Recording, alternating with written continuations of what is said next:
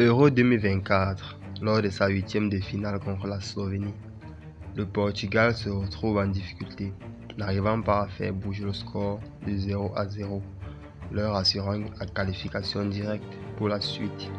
Cristiano Ronaldo, l'attaquant portugais, fond en larmes de façon inattendue. Bienvenue sur Canal H24, votre chaîne d'information 100% fiable. Si vous êtes nouveau à la chaîne, abonnez-vous et activez la cloche de notification pour ne rater aucune vidéo. N'oubliez pas de mettre un pouce bleu sur la vidéo et de laisser un commentaire. Si vous êtes prêts, allons-y.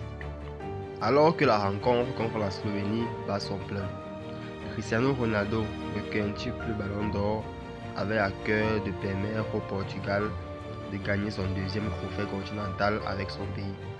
Pourtant, durant ce match, la légende du football et ses coéquipiers se sont heurtés à une Slovénie accrocheuse, allant jusqu'aux prolongations. Juste avant la mi-temps, Cristiano Ronaldo s'est présenté face à un Jan Oblak qu'il a acrobatisé durant la plupart de sa carrière. Pourtant, l'attaquant de 39 ans, malgré une tentative loin d'être ratée, a vu le gardien de l'Atlético de Madrid s'imposer et repousser son tir. Une crève-cœur pour CR7 qui s'est effondré en larmes à la mi-temps de prolongation. Même sa mère, présente en tribune, a fondu en larmes face à la défaite de son fils. Le poids des responsabilités pesait trop lourd sur ses épaules, alors il a fendu l'armure. Dans cette incroyable séquence qui a fait le tour du monde, Cristiano Ronaldo s'est effondré sous la pelouse après son pénalty raté contre la Slovénie.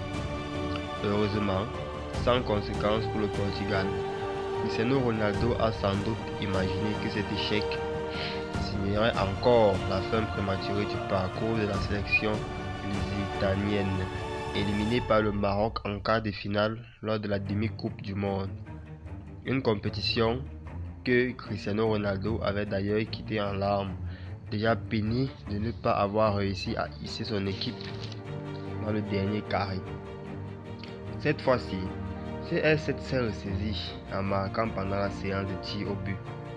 Mais sa crise en larmes avait déjà fait le bonheur des réseaux sociaux, impitoyables.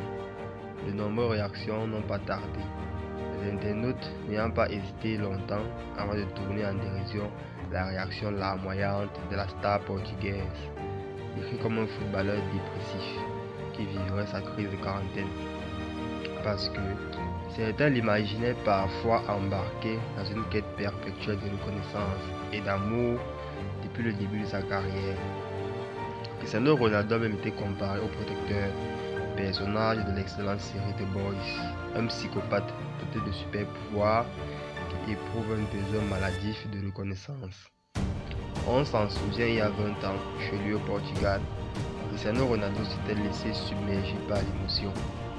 Après avoir filé le premier grand titre de sa carrière en finale de l'Euro 2004, depuis, Cristiano Ronaldo les a collectionnés, les titres et les records, se façonnant l'image d'un compétiteur hors norme, à qui tout réussit.